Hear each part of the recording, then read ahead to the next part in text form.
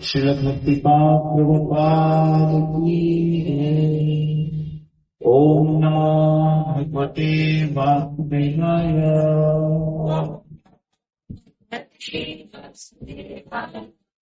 ओम नमो भगवते वासुदेवाय।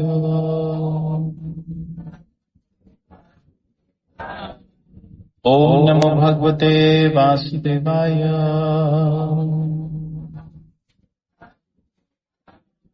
कृष्णाय वासुदेवाय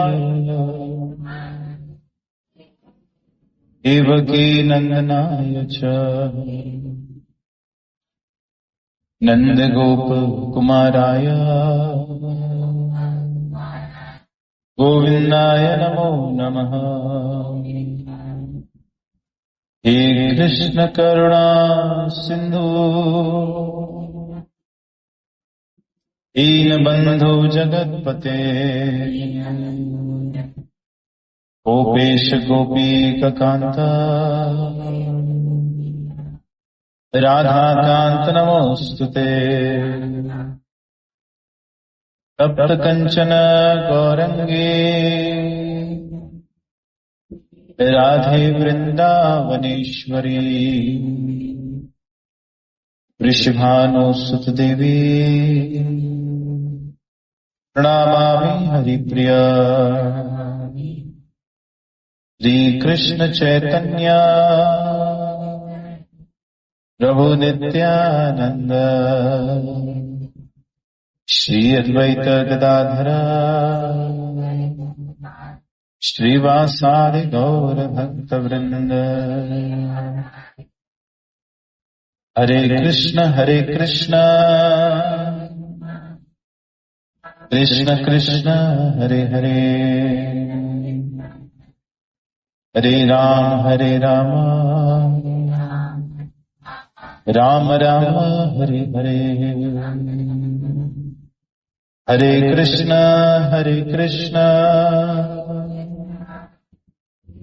कृष्ण कृष्ण हरे हरे, हरे राम राम राम हरे हरे। हरे कृष्ण कृष्ण कृष्ण हरे हरे, हरे राम राम राम हरे हरे। हरे कृष्ण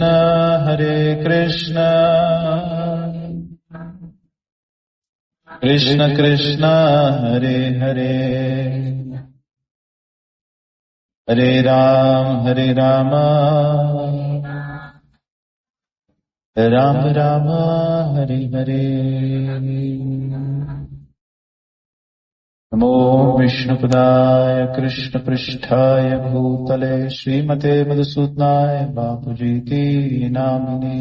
नमस्ते मधुसूदनाय भक्तिपात्र्याय ते दुर्लभ कृष्ण भक्तिमति सरलकारिणे।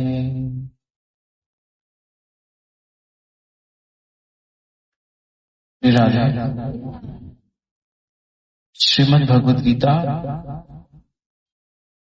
नंबर 18 श्लोक नंबर 58।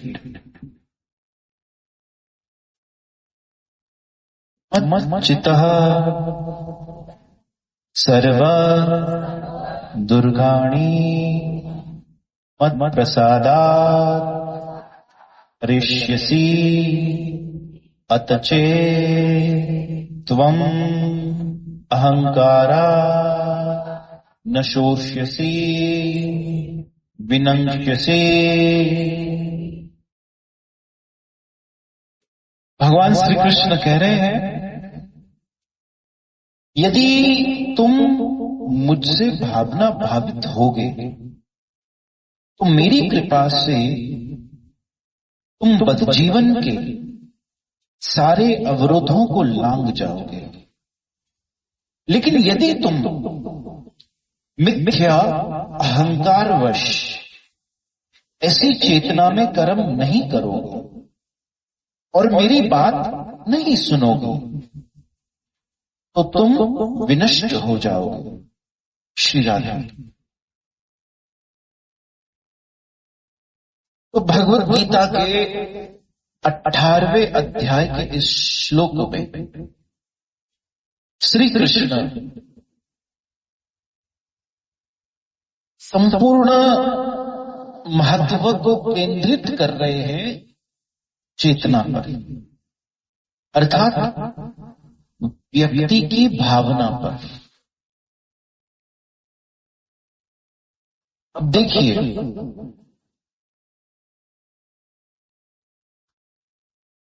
हम जो कुछ भी करते हैं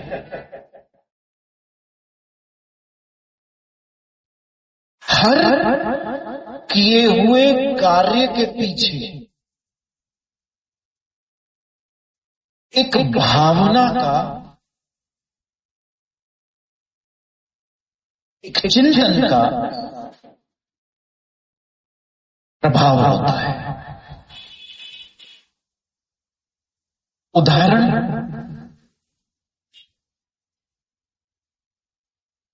आप जब किसी को कुछ देते हो तो उस देने के पीछे कोई भावना होती है, कोई भाव होता है। आप जब किसी से कुछ लेते हो, उस लेने के पीछे भी कोई भाव होता है। जैसे यदि आप किसी के शादी ब्याह में गए तो उसके पीछे जब आप कुछ एनवलप देकर आते हो, कुछ गिफ्ट देकर आते हो, तो उसके पीछे भी एक भाव होता है। कल ये हमारे यहाँ है तो हमें भी दी। हो सकता है ऐसा भाव किसी का। या आप यूं भी सोच रहे हो कि हम इनके यहां गए हैं और कुछ खाकर आ रहे हैं तो हम भी इन्हें कुछ देकर आए। किसी व्यक्ति का शुभकामना का भाव हो सकता है कि ये हमारी तरफ से एक शुभकामना है। देने का कार्य वही है, क्रिया वही है, लेकिन जो भावना है वो हर व्यक्ति की अलग हो सकती है।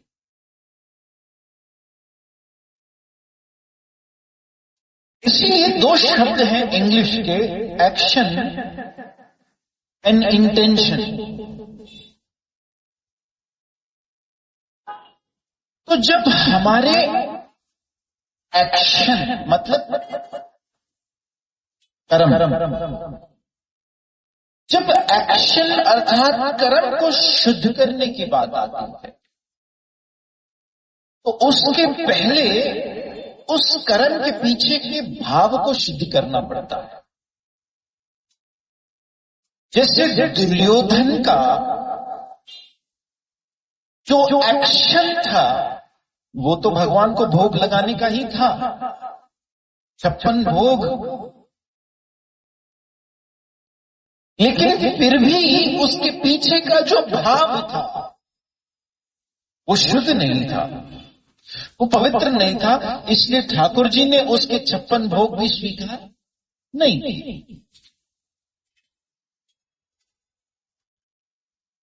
और दूसरी तरफ विदुरानी का एक्शन भले ही केले के छिलके खिलाने का था, लेकिन उसके पीछे का जो भाव था वो बड़ा शुद्ध और पवित्र था, वो प्रेम से भरा हुआ था। इसलिए गोविंद को उन केले के छिलकों में भी रस प्राप्त होने लगा। इसलिए इस श्लोक में कृष्ण ने भावना पर सारा ध्यान केंद्रित करने की कोशिश की है कि आपके चिंतन में क्या चल रहा है। आपका भगवान के पास आना ये भी एक क्रिया है, लेकिन उस आने के पीछे का भाव क्या है, जो आपको ले आया वहां तक। अब ये छोटा सा बच्चा है, ये भी सत्संग आता है, आपने देखा है, ये कोई सत्संग मिस नहीं करता। और आज शायद मैं ऐसा अंदाजा लगा रहा हूं, इसे कहीं देर हो गई थी तो ये अकेला चला आया। वो गिरा है, क्या हुआ उसे? लग गया उसे, लग गया, लेकिन फिर भी ये सत्संग में आ गया। अब आप मुझे बताइए, क्या ये यहां कृष्ण से कुछ लेने आया है? क्या मैं इसे कोई चॉकलेट भी दे रहा हूं, या मैं इसे कुछ भी देने वाला हूं? लेकिन इसके पीछे के आने का जो भाव है वो शुद्ध पवित्र है, इनोसेंट है। ये बच्चों को पता भी क्या कि कृष्ण क्या है, लेकिन फिर भी ये शुद्ध भाव है जो इनके पैर सत्संग की तरफ ले आता है। इसीलिए रामायण की वो बड़ी प्रसिद्ध चौपाई है, मोहे छल कपट छिद्र नहीं भावा। मुझे वो मन जो बिल्कुल शुद्ध और पवित्र है, जिस मन में एक प्रकार का बचपना है, एक प्रकार की इनोसेंस है, वो मन मुझे बड़ा भाता है। कृष्ण को वो मन बड़ा भाता है जिस मन में किसी प्रकार का दंभ नहीं है। दंभ मतलब किसी भी प्रकार का प्रिटेंड करना, दिखावा करना। अब दिखावे को आप नेगेटिवली मत लीजिए।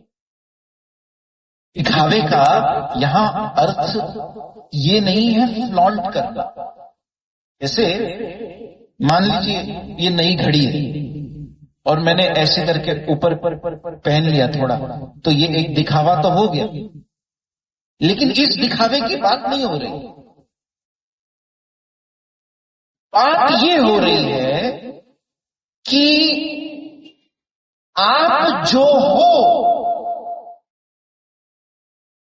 यदि अपने आप को उससे ज्यादा बुद्धिमान, उससे ज्यादा श्रेष्ठ मान लो, या उससे ज्यादा पुण्यशाली मान लो, उससे ज्यादा श्रेष्ठतम मान लो, जो आप नहीं हो वो दिखाने लगो, उसे कहते हैं दंभ। उसे कहते हैं दंभ। यानी कि हम अपनी, देखिए हर व्यक्ति जानता है कि उसके अंदर बहुत खामियां हैं। परेशानी की बात पता है क्या है? परेशानी की बात यह है कि हर व्यक्ति कभी अपना विश्लेषण नहीं करता, वो हमेशा दूसरे का विश्लेषण करता है। मतलब वो कभी अपनी खामियों पर गौर नहीं करता, वो हमेशा दूसरों की खामियों पर ध्यान देता रहता है। उसे कभी अपनी कमी नजर नहीं आती, उसे हमेशा दूसरों की कमियां नजर आती हैं। ये व्यक्ति ऐसा है, ये व्यक्ति ऐसा है, इसने मुझसे ऐसे बात की, इसने मुझसे रूड बिहेव किया, इसने मेरे साथ ऐसा, इसने मुझे ऐसा कहा, मेरा ये इंसल्ट हुआ, इसने ये किया, उसने वो। अब हम ये सब क्या कर रहे हैं? हम किसी और का विश्लेषण कर रहे हैं, उन्हें डायग्नोस कर रहे हैं कि वो कितने अच्छे हैं और कितने बुरे हैं। लेकिन कभी हमने बैठकर अपने मन में झांककर ये नहीं देखा कि हम कितने अच्छे हैं और कितने बुरे। और अगर देख भी लेते हैं हम अपने आप को तो सिर्फ अच्छा ही देखते हैं कि हमने तो इतना अच्छा इसके साथ किया, हमने तो उसके साथ इतना अच्छा किया, हमने इसके लिए इतना किया। लेकिन कभी हमारे अंदर वो बुराइयां जो है उसे हम देखने की कोशिश नहीं करते। और यही फर्क होता है एक बौद्ध पुरुष में, मतलब एक सतबुद्धि, एक प्रकार की सतबुद्धि प्राप्त होने पर जीव जो है वो औरों की बुराइयां देखना बंद कर देता है। और यही मेरी मानो तो यही वास्तव में मन की शांति। आपके मन को शांति कब प्राप्त होगी? जब आप औरों की बुराइयां देखना बंद कर दोगे। श्री राधे कहिए, बड़ा सोचिएगा इस बात पर जाकर, विचार कीजिएगा, क्योंकि संत कबीर ने ऐसे ही नहीं कहा कि खड़ा रहा, नहीं, क्या कहा? खड़ा रहा बाजार में, न किसी से दोस्ती न किसी से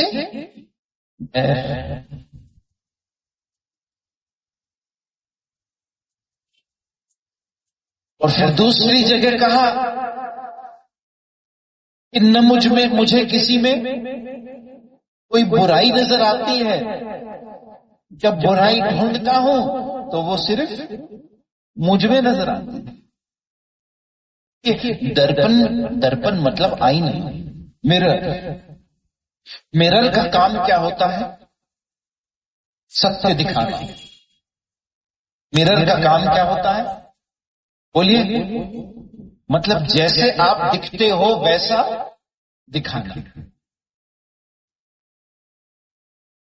क्या ऐसा कभी होगा कि आप 70 साल के हो चुके हो लेकिन मिरर के सामने जाओ तो वो 17 साल की दिखाए?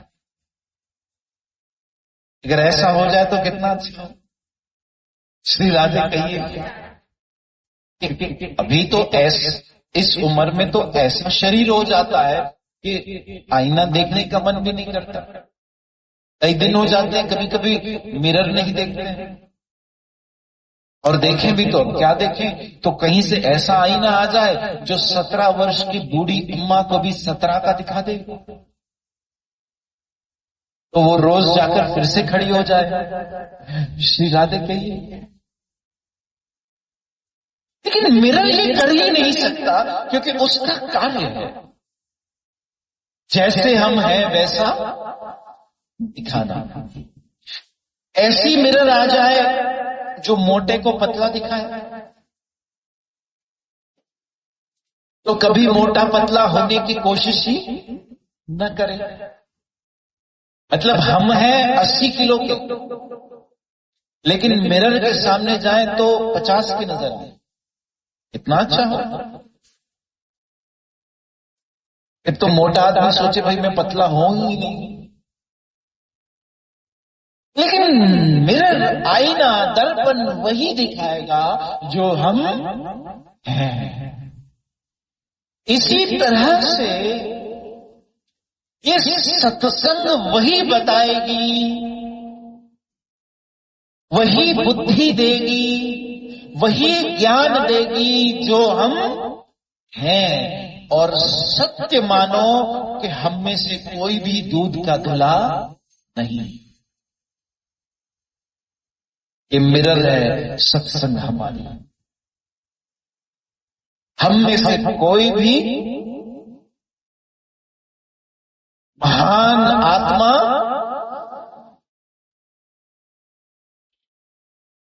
क्योंकि ये सत्संग रूपी मिरर ये कभी झूठ नहीं बोल सकती। इसलिए जब हम यहां आते हैं ना तो ये हमारे लिए एक अपॉर्चुनिटी, एक मौका है कि हम दुनिया में दोष ढूंढने के बजाय इस मिरर में देखकर अपने दोष को ठीक करें। क्योंकि मिरर का काम होता है आपको ठीक। अब जाते हो, बाल बिगड़े हुए हैं तो क्या करते हो? बोलिए ना, बोलिए।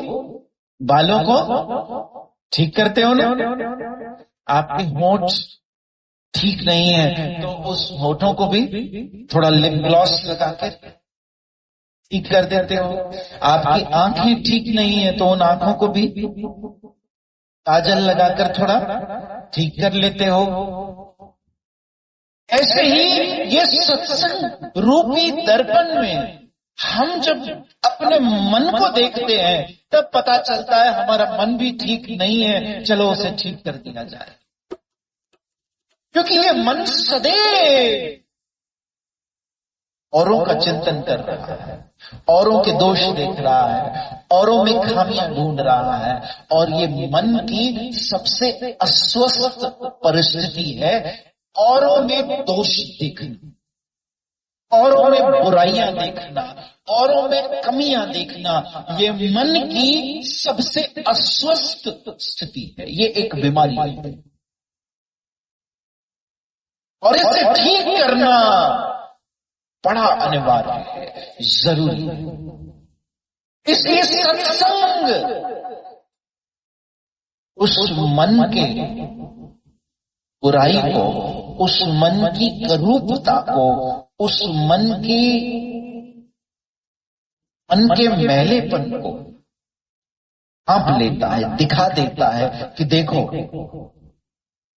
देखो, ये है तुम्हारे मन की इस समय स्थिति, और इसे जल्द से जल्द ठीक कर दो। और जब तुम इसे जल्द से जल्द ठीक कर दोगे तो फिर वो दम्भ चला जाएगा, और हम जैसे हैं वैसे भगवान के पास। देखिए, एक बात कहूं, अगर इंसान ये सोचे कि मेरे कपड़े बहुत मैले हैं और मैं आईने के सामने जाऊं ही ना, तो उसे पता ही नहीं चलेगा कि उसके कपड़े मैले। अगर उसके चेहरे पर दाग लगा है, इसलिए गालिब का वो शेर बड़ा प्रसिद्ध है, पता नहीं गालिब का है भी या नहीं, लेकिन लोग कहते हैं गालिब का है, कि उम्र भर आईना साफ करते रहे लेकिन धूल चेहरे पर थी। उम्र भर हम आईना साफ करते रहे लेकिन धूल चेहरे पर थी। इसलिए हम जैसे हैं इस समय, पहले हैं, खराब है, मन में द्वेष है, ईर्ष्या है, किसी के प्रति घृणा है, लेकिन सत्संग आइए, सत्संग सुनिए, कृष्ण कथा सुनिए, कृष्ण नाम लीजिए। ये क्या करेगा? ये हमारी सारी बुराइयों को खींच लेगा, साफ कर लेगा। नाम तुम्हारा साबुन जैसा, दोई सा पाप सवेरे। सब कुछ ऐसे, बच्चा कितना भी मैला क्यों न हो जाए, उसका काम क्या है? मैला होकर किसके सामने जाना? बोलिए, माँ के सामने जाना। अब माँ ये नहीं कहेगी तू आज से मेरे घर में नहीं आ सकता क्योंकि तू इतना मैला हो गया है, बल्कि माँ क्या करेगी? बोलिए, उस बच्चे को ले जाएगी, उसे नहलाएगी, उसे स्वच्छ कपड़े पहनाएगी और फिर खिलाएगी पिलाएगी। ऐसे ही हमारे मन की स्थिति इस समय चाहे जो हो, लेकिन सत्संग आइए, कृष्ण कथा सुनिए, कृष्ण नाम लीजिए, हरे कृष्ण कृष्ण कृष्ण हरे हरे, हरे राम राम राम हरे हरे।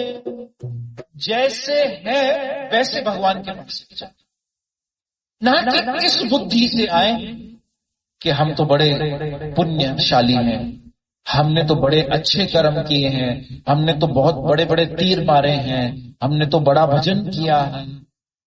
नहीं,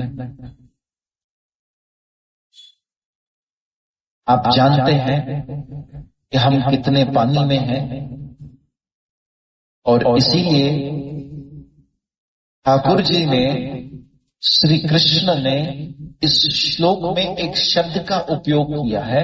अगर आपने ध्यान दिया हो तो मैं फिर ये श्लोक पढ़ता हूं, आप ध्यान देकर बताइए कि मैं किस शब्द की बात कर रहा हूं? यदि तुम मुझसे भावना भावित होगे तो मेरी कृपा से तुम जीवन के सारे अवरोधों को लांघ जाओगे। बताइए, फिर से पढ़ो, फिर से पढ़ता हूं। देखिए, शब्दों पर ध्यान दीजिएगा फिर से। यदि तुम मुझसे भावना भावित होगे तो मेरी कृपा से तुम बदजीवन की सारी अवरोधों को लांघ जाओगे। भावना वो तो मैंने पहले बता दिया और उसके ऊपर तो हमने डिस्कस कर लिया। किसने कहा कृपा? Yes, that is the right answer, कृपा। क्योंकि कृष्ण यहां स्पष्ट करना चाहते हैं कि तुम अपने साधन से, अपने प्रयासों से, अपनी कोशिश से लाख कर लो, लेकिन अंत में तुम्हें पार करने वाली मेरी कृपा होगी। क्योंकि तुम्हारी कोशिशें, तुम्हारा ये कर्तापन कि मैंने ये किया, ये भी तुम्हारे अंदर एक अहंकार ही भरेगी। और मुझे बताइए जरा कि कौन है आखिर जो अपने साधनों से, अपने कोशिश से उस तक पहुंच पाया है? बताइए, कोई एक बता दीजिए कि जो अपने साधन और अपने प्रयास से उस तक पहुंच पाया हो। आप देखिए, हमेशा कभी भक्त भगवान तक नहीं पहुंचा है, भक्त भगवान तक नहीं पहुंचा, हमेशा भगवान भक्त के पास आया है। राधे कहिए, प्रहलाद नरसिंह तक पहुंचा या नरसिंह प्रहलाद तक आया? बोलिए। शबरी राम तक पहुंची या राम शबरी के पास आया? द्रौपदी कृष्ण के पास पहुंची या कृष्ण द्रौपदी के पास आए? ध्रुव नारायण के पास पहुंचा या नारायण ध्रुव के पास आए?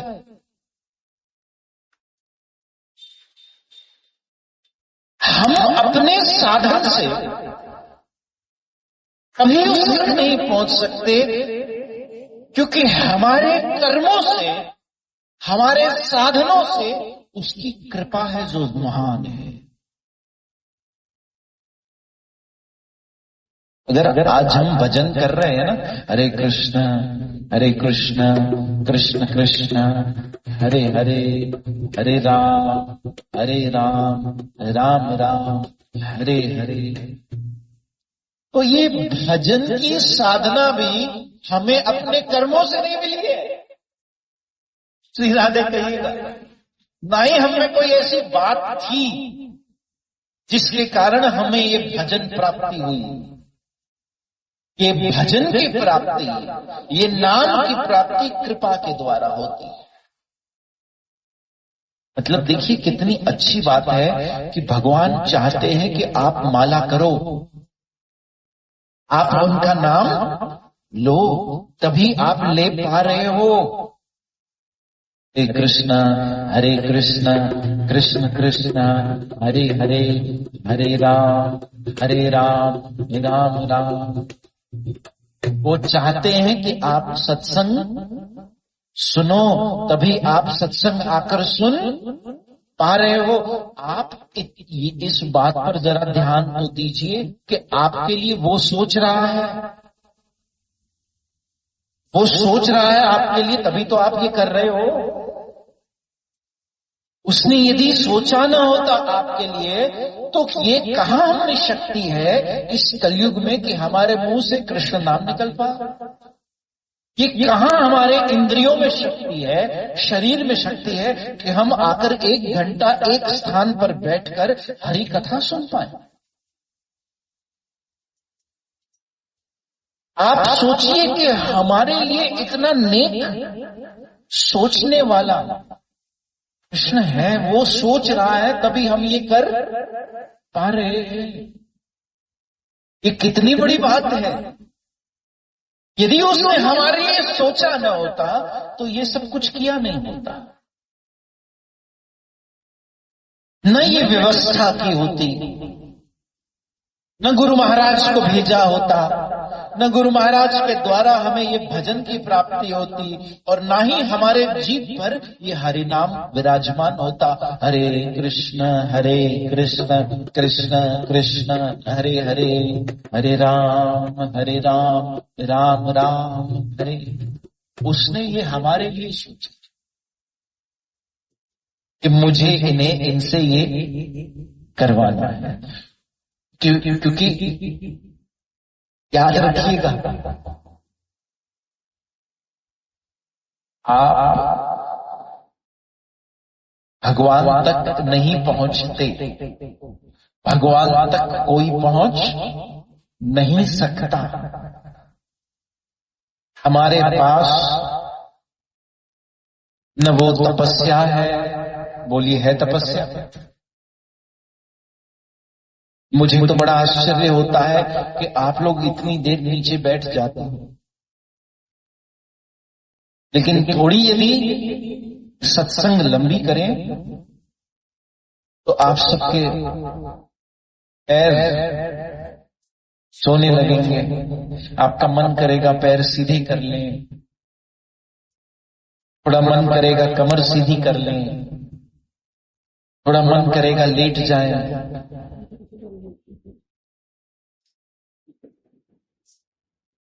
तो हमारी कोई तपस्या हो सकती है? आप बताइए। एक ने तो मुझसे ये भी पूछ लिया था एक बार कि राधे श्याम जी, ये जो हरे कृष्ण महामंत्र है, इसका कोई शॉर्टकट बता सकते हो? मैंने कहा तुमको शॉर्टकट का भी शॉर्टकट चाहिए? ये पहले ही कलयुग में शॉर्टकट है, अब आप शॉर्टकट का भी शॉर्टकट ढूंढेंगे? हरे कृष्ण महामंत्र में हरे कृष्ण कृष्ण कृष्ण हरे हरे, हरे राम राम राम हरे। तो मैं नहीं जानता उनका मतलब क्या था। HKHR बोलूं? हो गया शॉर्टकट। तो हमारे अंदर तपस्या करने की कोई शक्ति नहीं रही, हमारे अंदर पवित्रता नहीं रही। कहां से कलयुग में पवित्रता संभव है? आप सोचिए। It is not possible.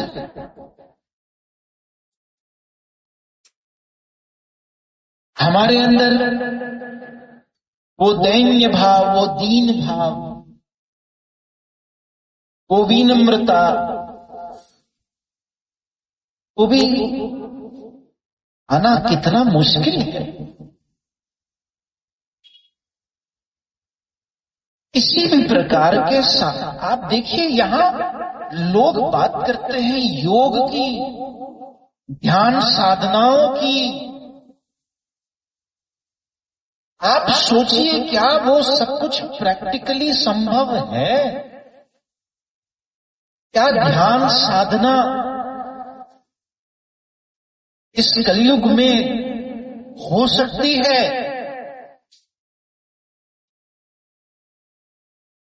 अभी मैं आपसे एक प्रश्न पूछता हूं। ध्यान साधना के लिए भागवत में 3-4 चीजें बताई गई। सांख्य योग में कपिल मुनि द्वारा जितेंद्रिय, जितो श्वासन, जितो आसन। इस सबसे पहले आपको आसन पर जीत पानी पड़ेगी। बैठ जाइए एक आसन में, आधे घंटे के लिए भी बैठकर दिखाइए, मैं मान जाऊंगा। आधे घंटे के लिए भी आप एक आसन लगाकर बैठ जाइए, सुखासन में बैठ जाइए 1 घंटे के लिए। हम तो शवासन में भी नहीं रह पाते, रात को भी करवट बदलते रहते हैं। बैठकर दिखाइए एक आसन में,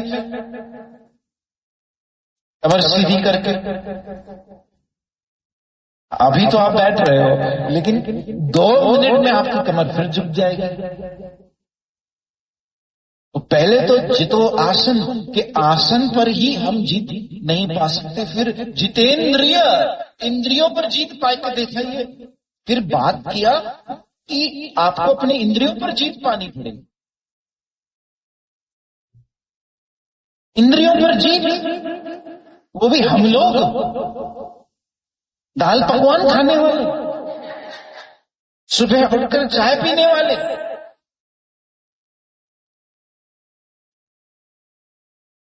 हम तो शादी में भी जाते हैं तो ऐसे प्लेट भर लेते हैं, ऐसे प्लेट भर लेते हैं कि बेचारा पापड़ भी रायते में तैर रहा होता है कि अब मैं पापड़ ना रहा।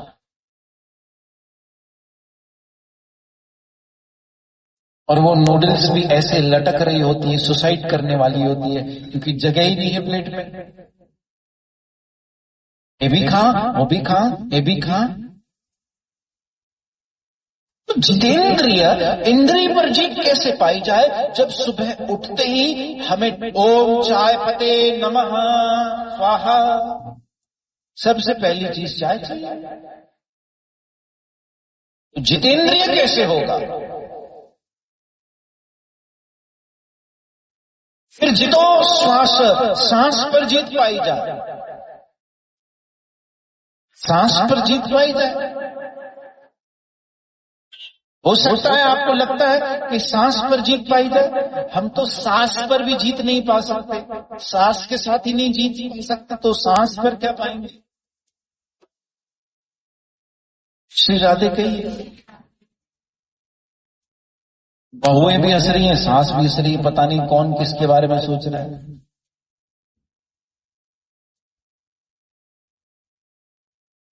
तो ये क्या साधन से हम भगवत प्राप्ति कर सकते हैं? इम्पॉसिबल। हम सिर्फ कृपा के पात्र हो सकते हैं, सिर्फ कृपा के, सिर्फ कृपा के। हे गोविंद, हम जैसे हैं, ये मन में ठाकुर जी से प्रार्थना किया कीजिए। हे गोविंद, हम जैसे हैं, बस आपके हैं, बस आपके हैं। आप इतनी दया करना कि तेरा नाम ना बिसरे। हे नाथ, मैं आपको ना भूलूं, हे नाथ, मैं आपको न भूलूं। तू ही खेवैया है, तू ही नाव है, तू ही पालनहार है, तू ही तारनहार है। हमारे अंदर कौन सा ऐसा गुण है, आप सोच के बताइए, कौन सा ऐसा गुण है जिसके कारण वो हमारे पास आ जाए? कोई है ऐसी बात हमें कि हमें भगवत प्राप्ति हो जाए? हम तो जो प्यार की बात करते भी हैं उसमें भी दिखावा है, उसमें भी दंभ है।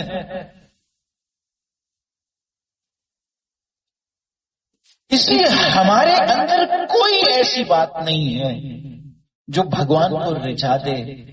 बस एक बात है, हम सिर्फ और सिर्फ उसकी कृपा के पात्र बन सके। इसलिए संत सूरदास जी की एक कथा है कि जब संत सूरदास जी ने भगवान के विविध नाम सुने तो उन्हें जब ये नाम सुनने मिला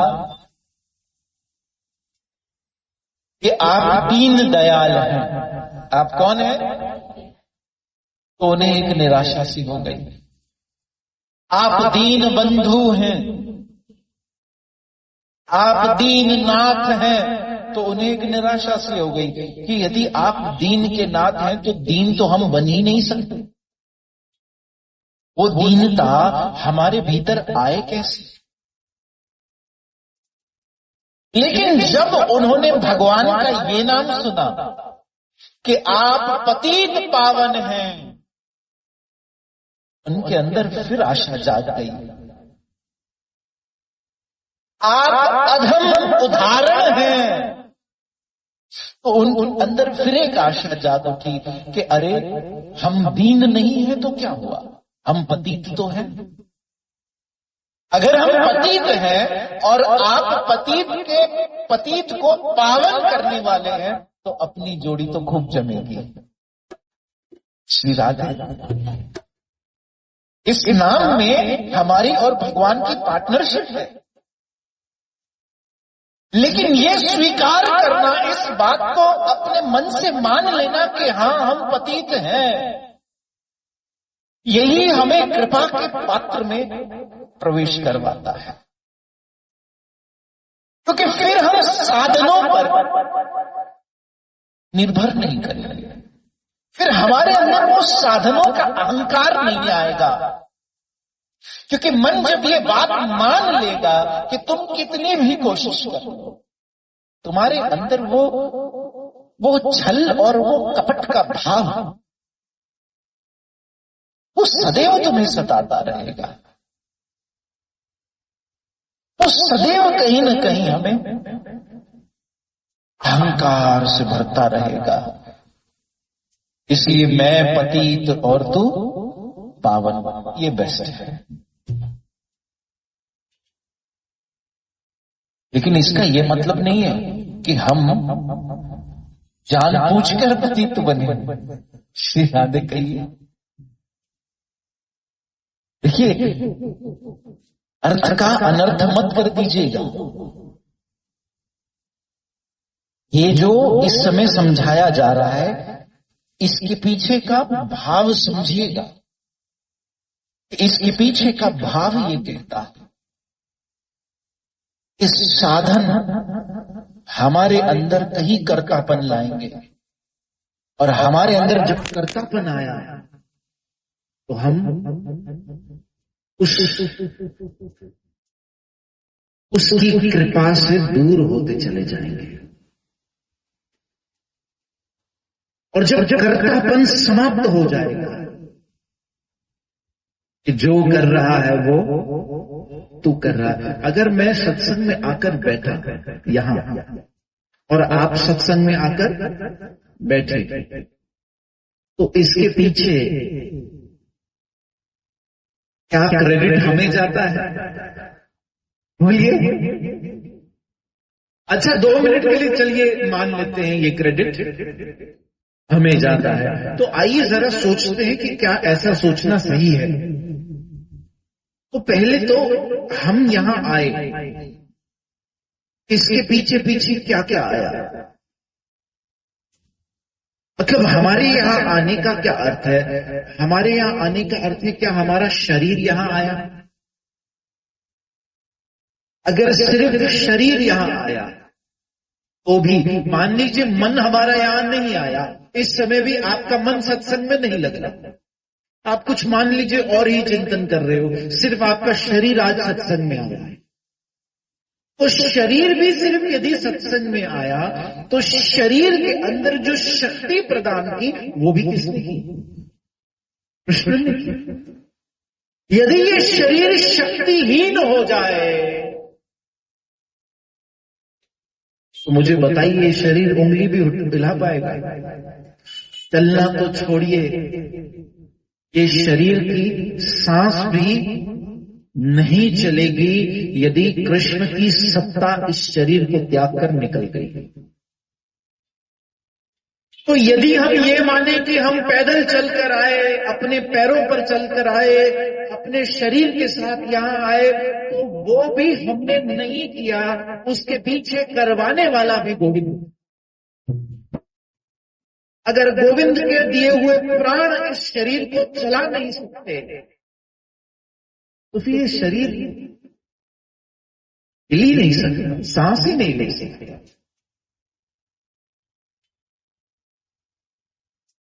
और यदि हम मानते हैं कि हमारा मन हमने सत्संग में लगाया है, चलिए अब शरीर से आगे बढ़ते हैं कि चलिए समझ में आ गया कि शरीर में शक्ति कृष्ण ने दी और शरीर यहां आया, लेकिन मन यहां कैसे आया? क्योंकि मन का काम क्या है? मन का काम ये है उस जगह भागना जहां इंद्रियों को सबसे ज्यादा सुख मिले। तो यहां क्या इंद्रियों को सुख मिल रहा है? बोलिए ना, क्या कोई यहां एंटरटेनमेंट, कोई डांस हो रहा है? बोलिए, क्या मैं कोई कथक कर रहा हूं?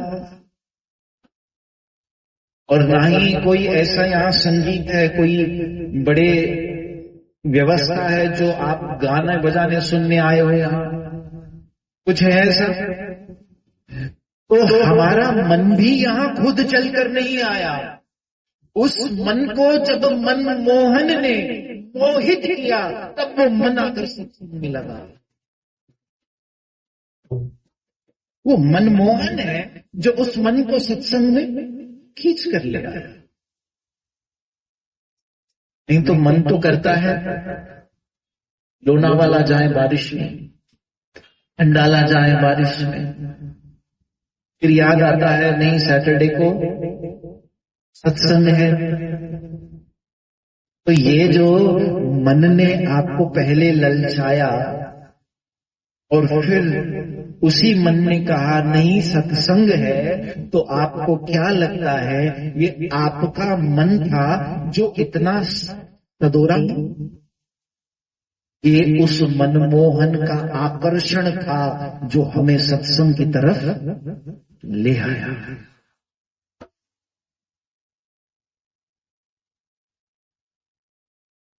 इसलिए पहले तो तन का सत्संग में आना और फिर मन का सत्संग में आना, ये तब ही होता है जब उसकी कृपा होती है। ये हमारे साधन से इट इज नॉट पॉसिबल। आप कहिए कई लोगों को, कोशिश कीजिए, क्यों आप आए और आप ही टिक गए और नहीं आ पा रहे? न उनका तन आ पा रहा है, न उनका मन आ पा रहा है। कभी कभी तन आ जाता है तो मन नहीं आ पाता, क्योंकि वो जो विशेष कृपा के रूप में इन समय आप सबों पर हो रहा है वो शायद आप नहीं देख पा रहे, लेकिन गुरु कृपा से मैं देख पा रहा हूं। इसलिए एक बात तो अपने मन को समझा देना, चाहे उस मन को जूते मारने पड़े तो मार देना, कि जो हो जाए जीवन में सत्संग न छोड़ो, बस सत्संग मत छोड़ो। क्योंकि इसी सत्संग में जब मन बना रहेगा, सत्संग छूटा ना तो समझ लेना कि अब हम कहीं अब उससे दूर होते जा रहे हैं और उसका आपको असर भी अपने जीवन में दिखने लगेगा। जैसे जैसे सत्संग आना बंद हो जाएंगे, उसका धीरे धीरे धीरे धीरे हमारे जीवन में नेगेटिव असर हमारे मन पर, हमारे विचारों पर, हमारे एक्शंस पर नजर आने लगेगा। और फिर वही पुनरपि चरणम पुनरपि, उसी चक्कर में हम चलते जाएंगे। इसलिए बड़ा महत्वपूर्ण विषय है। मैं और इसे आगे लेकर गहराई में लेकर जाना चाहता हूं। कई कथाएं मन में स्मरण हो रही है। ये एक बड़ा विस्तार पूर्वक विषय है, लेकिन आज के लिए हम इस सत्संग को यहीं विराम देते हैं। आप सबसे हमेशा की तरह प्रार्थना है कि ये जो भजन हमें मिला है, ये जो माला है, इस माला को ठाकुर जी का एक ऐसा प्रसाद मानिए जो बिना कृपा के संभव नहीं हो सकता। ये सोचिए कि भगवान हमारे बारे में सोच रहा है कि हम भजन करें, हम सत्संग सुने, और ये कृपा हम सब पर हो रही है। इसलिए आइए आज के सत्संग को विराम देते हैं। आज से ठीक कितने महीने, कितने दिन पड़े हैं? एक महीना भी नहीं है, और बिल्कुल उत्साह के साथ, उसी आनंद के साथ, उसी हंसते हुए, खेलते हुए, कूदते हुए, नाचते हुए, गाते हुए हम हर साल की तरह श्री कृष्ण जन्माष्टमी, श्री कृष्ण जन्म महोत्सव इस मुलुंड कॉलोनी में आप सबके लिए और हमारे इस पूरे परिवार के लिए बड़े धूमधाम से मनाने जा रहे हैं। और मुझे ये पूरा विश्वास है कि हम सब एक्साइटेड हैं, हम सब उत्साहित हैं, और हम सब आज से ही सेवा में लग जाएंगे। बहुत सारी सेवा होती है। आप सब एक सेवा तो अभी से शुरू कर सकते हो, और वो है लोगों को इनवाइट करना। और मेरे मन में ऐसी प्रेरणा हो रही है कि अब से जितने भी सत्संग होंगे मुलुंड कॉलोनी में, वो सारे सत्संग में हम कृष्ण लीला ही सुनेंगे। कृष्ण की बाल लीलाओं के दर्शन, कृष्ण की बाल लीलाओं का श्रवण, कृष्ण की बाल लीलाओं की कथा जो उन्होंने वृंदावन, नंदगांव और गोकुल में की। अब से जितने सत्संग एक महीने में होंगे, हम सारे के सारे सत्संगों में गुरु कृपा से इन्हीं विषयों पर चर्चा करेंगे, क्योंकि बहुत कम समय पड़ा है उस नंद के लाला का स्वागत करने का। क्योंकि नंद के आनंद भयो, हाथी घोड़ा पाल की, नंद के आनंद भयो, हाथी घोड़ा पाल की, जय कन्हैया लाल की, जय कन्हैया लाल की, जय कन्हैया लाल की, जय कन्हैया लाल की,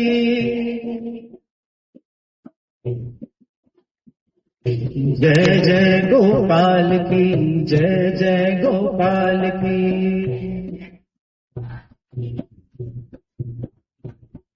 जय जय गोपाल की, जय जय गोपाल की,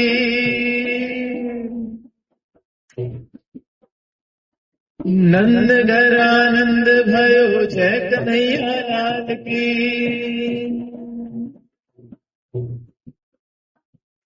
हाथी घोड़ा पाल की, जय कन्हैया लाल की। श्री राधे।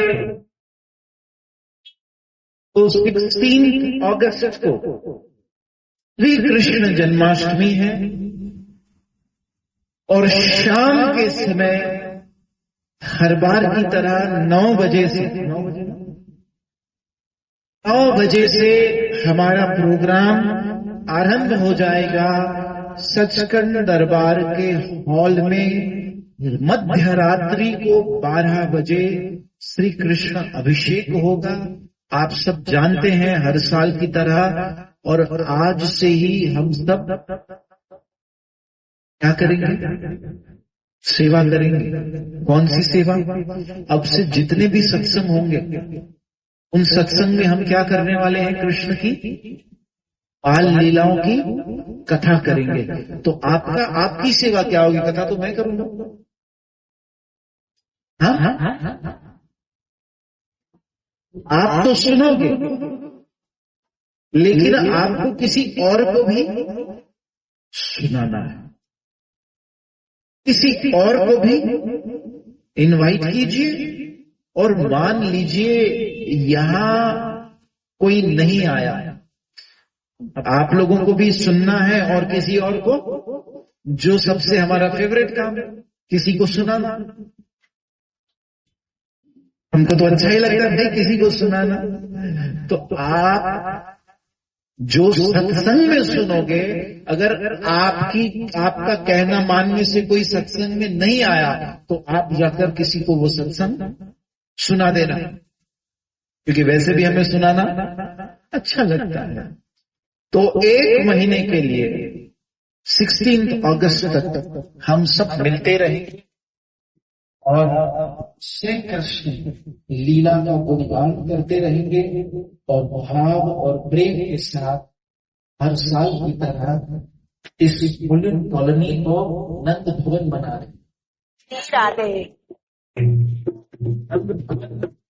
वो जगह है जहाँ नंद बाबा ने अपनी तिजोरियां लुटाई, अपनी खुशियां, इतने खुश थे नंद बाबा कि लक्ष्मी देवी आकर उनकी तिजोरी में वास करने लगी कि जितना नंद बाबा लुटाते तिजोरी फिर भर जाता था।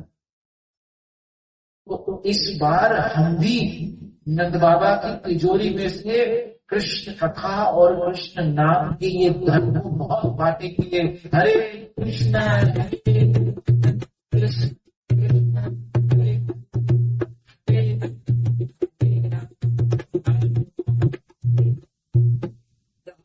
जो भी कॉन्ट्रीब्यूशन करना चाहता है सेवा के रूप में, वो भी करना आरंभ कर दे, ताकि हम अपना बजट बना लें कि इस बार की जन्माष्टमी धूमधाम से ठाकुर जी की सेवा करते हुए, श्री संगत की सेवा करते हुए बनाए।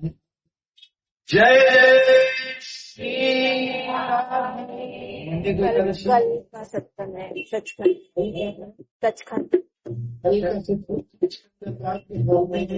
शाम को 5:30 मंडे का अभी कुछ प्लानिंग नहीं है, यदि होगा तो बता दिया जाएगा। और नेक्स्ट जय श्री होगा।